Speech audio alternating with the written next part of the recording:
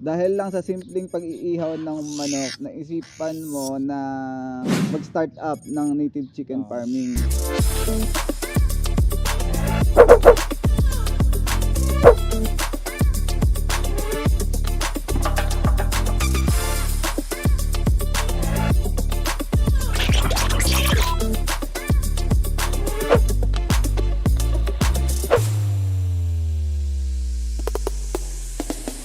Sir John, ano nga pala yung nandito ngayon sa place natin?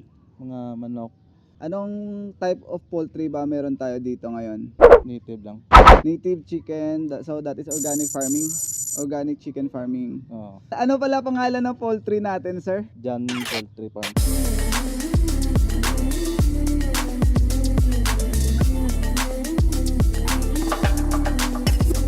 You are one of the awardee of Department of Agriculture. Ah. Kano yung nakuha mo doon? 150. 150,000 for this project. Pero nung pinasa mo yung project, is already existing na yung poultry natin, ano? So ilang heads ba yung nagsimula ka at magkano yung nilabas mong capital dito? Una na sa sa 60. 60 heads ang simula. Tapos yung 60 heads magkano naman yon as starting? Mga 15 o 20. 15 to 20,000 yung startup natin.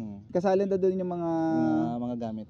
kasali na lahat ng gamit. Oo. So ano ba yung mga gamit na kailangan doon sa 60 heads na startup? Mga pugaran. Bahay mga nila. Kag net.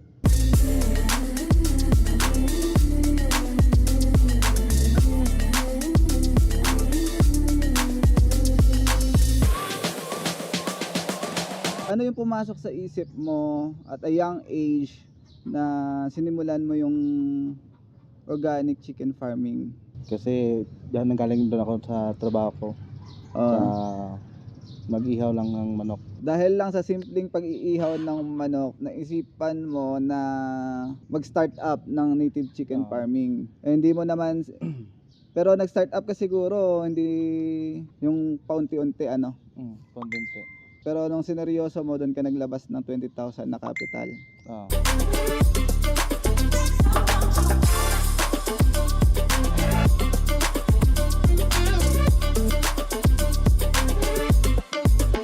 Ano ba yung target natin, sir? Livestock and Livestock and egg. Okay. Ilan ba yung head nandito ngayon? Mga 300 plus yata yan. 300 plus na chicken kasali na yung sisiyo. Yung malalaki, mga ilang piraso yan? Ang sa mga 60. Tapos ang sa piyak 50. Sa piyak 40. Pure Tapos native 60. tayo dito, no? Oo. Pure native.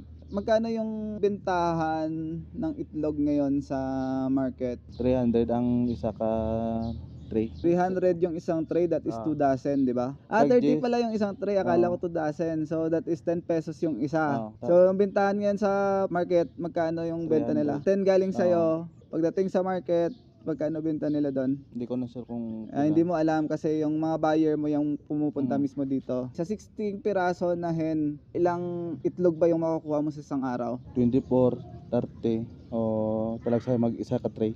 So Depende sa adlaw.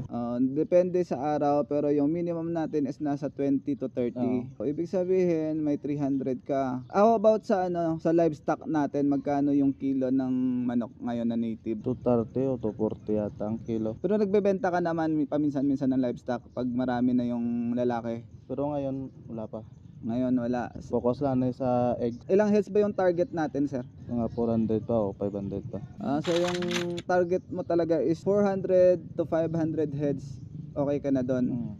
After that, yung pasobra sa 500, livestock na natin yung lahat. Livestock na. Based sa feasibility study mo na ginawa, if you reach 500 heads, magkano naman yung pwedeng kitain natin doon sa isang buwan? So every week, sa 500 heads, halimbawa, na-reach na natin yung 500 heads, magkano sa tingin mo yung posibleng kitain natin for 15 days sa itlog pa lang? Mga 5 or 6 yata. 5,000 to 6,000 pesos a week. Hindi pa kasali dyan yung livestock mo.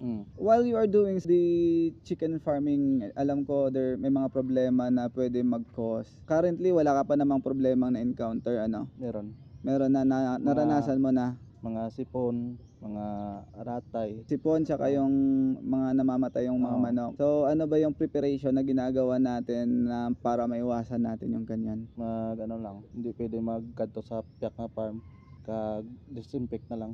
So nagdi-disinfect ka. Halimbawa, bawal pumunta sa ibang farm. Pag nagpunta ka ng ibang farm, pagdating mo, kailangan mo mag-disinfect bago ka pumasok doon sa poultry house mo. Hindi ka nag-i-immune, walang immunization na nangyayari, so as this is an organic chicken farm. Ano yung differences nung itlog ng layer sa organic farming?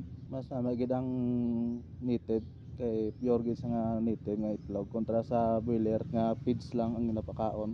So ibig Tapos may mga vitamins pa na sila eh.